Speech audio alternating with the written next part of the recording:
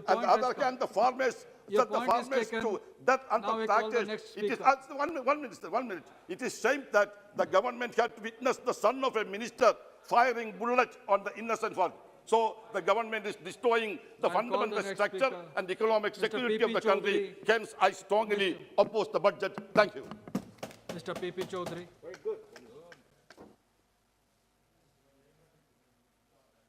धन्यवाद सभापति महोदय। मैं बजट के पक्ष में बोलने के लिए खड़ा हुआ हूं। मैं सबसे पहले तो हमारे माननीय वित्त मंत्री जी यहाँ पर विराजमान हैं, उनको मैं धन्यवाद दूंगा कि प्रधानमंत्री जी के नेतृत्व में जो एक दूरदर्शी और विजनरी बजट पेश किया है, पहली बार हमें ऐसा देखने को हमें मिल रहा है कि ये बजट जो है दूरदर्शी, विजनरी, और इस बजट को अगर हम देखें तो साफ जाहिर है कि इसका पूरा फोकस जो है वो ग्रोथ पे है। इसका पूरा फोकस जो है वो गरीबों के वेलफेयर पे है। और इस बजट के द्वारा जो डेवलपमेंट दिखाया गया है वो टेक्नोलॉजी के माध्यम से जो है डेवलपमेंट को देखा जा रहा है। और अगर पूरे बजट को ध्यान से हम देखें तो इसकी 4 प्राथमिकताएं हैं। जो पहली प्राथमिकता है वो है पीएम गति शक्ति, दूसरा जो है इंक्लूसिव डेवलपमेंट, तीसरा productivity enhancement and investment, sunrise opportunities, energy transition and climate action, और चौथा है फाइनेंसिंग ऑफ इन्वेस्टमेंट। तो इन सारी चीजों का अगर देखा जाए तो ये बजट जो है हम कह सकते हैं कि ये बजट कोई एक साल का नहीं, ये बजट जो है आधारशिला जो है, जो नींव रखी गई है इस बजट के द्वारा, वो अगले 25 सालों के लिए नींव रखी गई है। ये इस बजट को इसीलिए कहा जाता है कि विजनरी बजट है। जब बजट पेश किया तो उस समय पूरे देश में नॉर्मली जब होता तो इतना क्रिटिसिज्म होता है, लेकिन धीरे धीरे विपक्ष के साथियों को भी इस बात को समझ में आने लगी कि वास्तव में ये बजट जो है वो विजनरी है और ये 25 साल, अगले 25 सालों के लिए एक फाउंडेशन है, एक आधारशिला है। क्योंकि नॉर्मली जो बजट होते हैं वो पॉपुलिस्ट होते हैं, वो पॉपुलिस्ट होते हैं या इलेक्शन ओरिएंटेड होते हैं। इलेक्शन को ध्यान में रख करके किया जाता है कि पार्टी को फायदा कैसे होगा। आज तक बजट रखे जा रहे थे तो उस हिसाब से, लेकिन पिछले 7 सालों में जो प्रधानमंत्री मोदी जी ने लगातार इसमें कदम उठाए हैं और जो एक रोड मैप देश का बनाया है कि बजट जो है एक वास्तव में पार्टी को फायदा नहीं, देश को फायदा कैसे हो, देश का डेवलपमेंट कैसे हो। और हमारी जो इकोनॉमी है, जिस हिसाब से इकोनॉमिक पॉलिसीज की हम बात करें कि इस बजट से पूरा हम देखते हैं कि एक फॉर्मलाइजेशन ऑफ इंडियन इकोनॉमी, ये अपने आप में बहुत बड़ी बात है। क्योंकि जब जो ही अलग अलग हम सेक्टर हम देखेंगे कि अलग अलग सेक्टर में फॉर्मलाइजेशन ऑफ इंडियन इकोनॉमी की बात कही है, तो जहां पर हम फॉर्मलाइजेशन की बात करें, फाइनेंशियल ईयर 2018 में सिर्फ 48% था और अब फॉर्मलाइजेशन ऑफ इंडियन इकोनॉमी जो है वो जीडीपी का लगभग 80% है और 20% जो है इनफॉर्मल सेक्टर है। और मैं मानता हूं कि एग्रीकल्चर सेक्टर में केसीसी की वजह से सिर्फ इनफॉर्मल सेक्टर जो है 70 to 75% ही रहा है। और जब हम फॉर्मलाइजेशन ऑफ इकोनॉमी की बात करें तो जिस हिसाब से भीम ऐप, आप देखेंगे कि प्रधानमंत्री मोदी जी ने एक यूपीआई प्लेटफॉर्म 30/12/2016 को लॉन्च किया और हम जगह जगह देखते हैं कि चाहे ठेले वाला हो, चाहे सब्जी की दुकान वाला हो, चाहे राशन की दुकान वाला हो या छोटा छोटा व्यापारी है, जो एक समय आप और उसके ऊपर लगा रहता है क्यूआर कोड, जो पेमेंट, डिजिटल पेमेंट की एक बार जो हमारे विपक्ष के मित्रों ने, मैं नाम नहीं लूंगा क्योंकि कांग्रेस के बहुत बड़े नेता ने इसका बड़ा मजाक उड़ाया था कि क्या भारत के जहां पर हम इतने अशिक्षित हैं, गांवों में वगैरह, वो डिजिटल पेमेंट वगैरह इंफ्रास्ट्रक्चर हम खड़ा कर सकते हैं।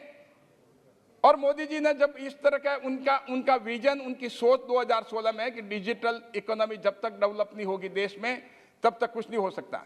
और यही कारण है अमेरिका जैसा देश जो कि पेंडेमिक के वक्त में उनको अपने लोगों को जो पेमेंट देना था सिर्फ 50 लाख लोगों को एक सप्ताह में कर पाते थे, लेकिन भारत में डिजिटाइजेशन की वजह से, क्योंकि हमारा आधार का बेस भी बड़ा जबरदस्त है, जन धन के अकाउंट खुले हुए हैं, डायरेक्ट बेनिफिट ट्रांसफर जनता को देने के लिए जो टेक्नोलॉजी का प्रधानमंत्री मोदी जी का विजन है, उस वजह से जो है ये संभव हो पाया है।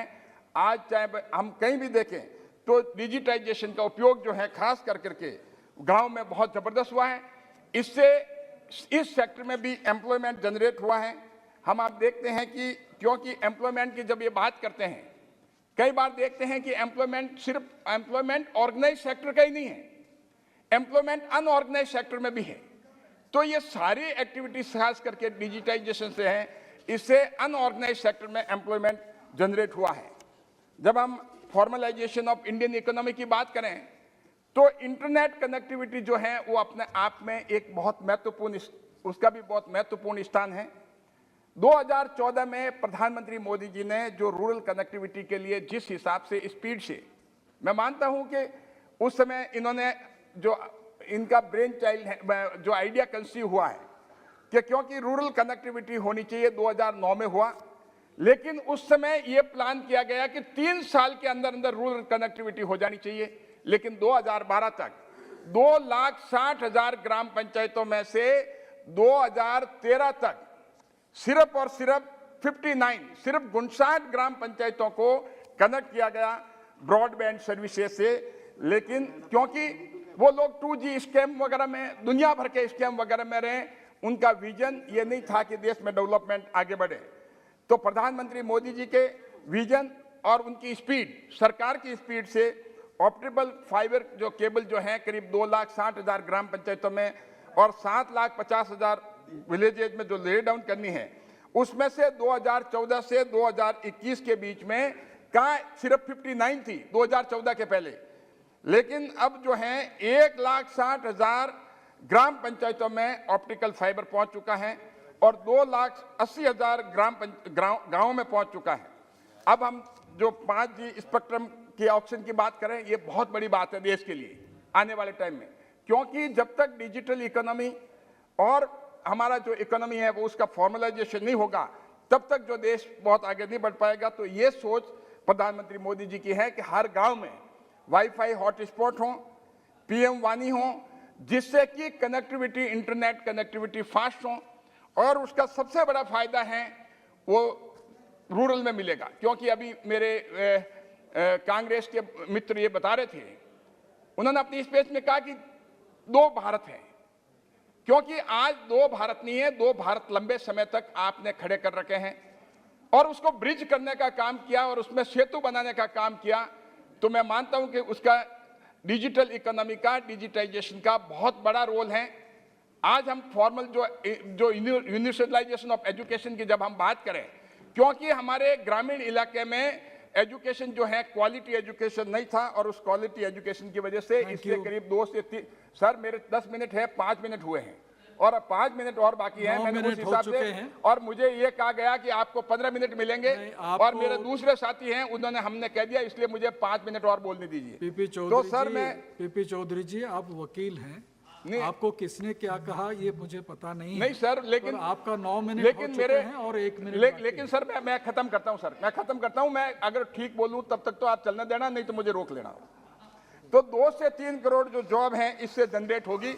तो और सर मैं आपको बताना चाहूंगा कि GST की जब हम बात करें, ये हमारे ब्रेन चाइल्ड जो GST अटल बिहारी वाजपेयी जी का था, लेकिन कांग्रेस ने 2009 में उन्होंने कहा कि हम 1 अप्रैल 2010 तक इसको इम्प्लीमेंट कर लेंगे, हमने उनको सपोर्ट किया।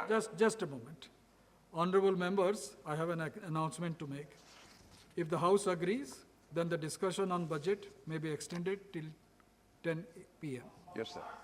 If और agrees, हम, yes sir, everyone yes, agrees? yes sir, Okay. yes. Thank you. और हमने उनको सपोर्ट किया GST बिल के लिए, लेकिन कांग्रेस के नेता जो हैं उसके इम्प्लीमेंटेशन के लिए प्रॉब्लम की और उस समय वो इम्प्लीमेंट नहीं हुआ। लेकिन GST की वजह से जनवरी 2022 में 1,40,000 करोड़ का, जो कि हाईएस्ट कह सकते हैं हम अभी तक का, इतनी जो है रेवेन्यू का जनरेशन हुआ। जहां तक हम बात करें हर घर नल से जल, ये कभी सोचा ही नहीं था, क्योंकि मैं राजस्थान से आता हूं और खास करके वेस्टर्न राजस्थान से। हमें पता है कि वहां पर मेरे लोकसभा क्षेत्र में भी दूर दूर ढाणियां हैं जहां पर अपने सर पे अपना मटका या घड़ा रख कर करके महिलाएं, हमारी मातृशक्ति, वो 2-2 किलोमीटर 3-3 किलोमीटर तक पानी लेकर करके चलती थी और आधा समय जो उनका आधा दिन जो है उसी में खराब हो जाता था। तो ये सोच जो है प्रधानमंत्री मोदी जी का 2024 तक हर घर को नल से जल देने का जो प्रावधान रखा और अभी 60,000 करोड़ का बजट रखा, ये अपने आप में बहुत बड़ी बात है। Thank you, और जहां तक कनेक्टिविटी की बात, सर आई एम फिनिशिंग, थोड़ा It's already 10 minutes. मैं कर रहा हूं सर। जहां तक कनेक्टिविटी की बात है, नेशनल हाईवे की 2014-15 में सिर्फ 12 किलोमीटर, उसके पहले तो 3 किलोमीटर, और 12 किलोमीटर से 2021 में 37 किलोमीटर पर डे, और 2022-23 में इससे भी ज्यादा बनने के चांसेस हैं। लेकिन 4,410 किलोमीटर 2014-15 में और 13,327 किलोमीटर 2021 में और 25,000 का अब की बार टारगेट है बजट में। तो कहने का मतलब है कि काम के साथ साथ स्पीड का जो काम किया है और क्वालिटी वर्क जो है वो हो रहा है। और प्रधानमंत्री ग्राम सड़क योजना की जब हम बात करें, गांव में पहले जो है कनेक्टिविटी के नाम पे कुछ नहीं था, आज 100 किलोमीटर पर डे जो है गांव में रोड बनी और भारत माला का भी। और मैं अभी रेल मंत्री जी यहाँ विराजमान हैं और मैं इनको धन्यवाद दूंगा वेरी गुड कि इन्होंने 400 वंदे भारत ट्रेन जो है अगले 3 सालों में ये चलाएंगे। इससे खास करके पाली लोकसभा क्षेत्र में भी इसका बड़ा फायदा होगा, क्योंकि वहां पर फ्रेट कॉरिडोर जो है डेडिकेटेड लाइन अलग बनी है और वहां पर जो जितनी भी समस्या हैं उन समस्याओं का भी हल होगा। और सर, और मैं जो पीएम आवास की बात हो, गरीबों के लिए कभी सोच ही नहीं सकता गरीब कि मुझे मकान मिलेगा। मैंने सर एक ऐसा वीडियो देखा जिसमें जो घुमरकट जाति के लोग जो थे वो बाहर बैठे थे, उस समय उन्होंने कहा कि साहब 2 मिनट सर, 1 मिनट फिनिश कर रहा हूं। तो उन्होंने कहा कि देखिए प्रधानमंत्री मोदी जी का धन्यवाद हो कि हम जो खुले आसमान बैठे थे, बरसात में, गर्मी में, सर्दी में, लेकिन उनका धन्यवाद हो कि हम तो हजारपति भी नहीं थे, वो लखपति बना दिया और हमें घर दिया। तो एक आम जनता में प्रधानमंत्री मोदी जी के बारे में के बजट को देखते हुए सब जो, चाहे गरीबों के लिए आवास योजना हो, चाहे किसी तरह के सेक्टर में देखें, तो वेलफेयर जो है वो गरीबों की तरफ है। मेरे साथी कहते थे ये तो सिर्फ ग्रोथ की बात करते हैं, वेलफेयर की बात नहीं करते। ये बजट जो है ग्रोथ के साथ वेलफेयर की बात कर रहे हैं। और जहां तक बस एक पॉइंट, लास्ट पॉइंट रहा सर एग्रीकल्चर का, जहां तक, क्योंकि मैं किसान परिवार से हूं, मैं स्वयं किसान रहा हुआ हूं, इसलिए इसकी बात, ये बात तो बतानी पड़ेगी मुझे सर। जहां तक एमएसपी की खरीद की बात है, किसानों को अगर भड़काने का काम, ये करने का काम करें तो किसान पूरे मेरे लोकसभा क्षेत्र का जानता है, उनको पता है कि 2,37,000 जो है डायरेक्ट किसानों के खातों में, किसान ये एमएसपी का जो पैसा उनके खातों में जाएगा। और अभी आप देखिए प्रधानमंत्री ये जो योजना किसानों के क्या पेमेंट जो है डायरेक्ट जाना चाहिए, पेमेंट भी जाना चाहिए, तो उसमें आप देखेंगे कि सिर्फ अनाज ही नहीं, उनको कैश भी जो है वो दिया जा रहा है हजारों किसानों को, करोड़ों किसानों को। तो ये तो अभी मैं नटशेल में ये बताना चाहूंगा सर, 2 बात और मेरी बात खत्म करूंगा कि एम्प्लॉयमेंट जनरेशन एग्रीकल्चर में हो, चाहे कंस्ट्रक्शन में हो, इंफ्रास्ट्रक्चर में हो, चाहे मैन्युफैक्चरिंग में हो, फॉर्मल और इनफॉर्मल अनऑर्गेनाइज सेक्टर। बस एक लास्ट 2 लाइन सर, आधा मिनट में सर। डिसइन्वेस्टमेंट की बात आई, पब्लिक सेक्टर अंडरटेकिंग, चाइना और इंडिया सेम ग्रोथ रेट थी 1971 में। China open economy in 1974। आप ये चाइना की कांग्रेस वाले बात करते हैं, बड़े प्रशंसक हैं, तो कुछ तो चाइना से सीखे, लेकिन प्राइवेटाइज ऑल सेक्टर कर दिया। उसके परिणाम क्या हुआ, उनकी इकोनॉमी की ग्रोथ हुई, उनका एम्प्लॉयमेंट बढ़ा। और अब एयर इंडिया का प्राइवेटाइजेशन कर रहे हैं, खिलाफत कर रहे हैं, और 6,000 करोड़ नहीं तो हर साल उसमें पंप करना पड़ता है। ये बड़ा नॉस था और वही पैसा गरीबों के लिए काम आएगा। बहुत बहुत धन्यवाद सर, आपने मुझे मौका दिया। 15 मिनट कहा। அன்புமிகு அவைத் தலைவருக்கு வணக்கம். இந்த வாய்ப்புக்கு எனது மனமார்ந்த நன்றி. காலம் காலமாக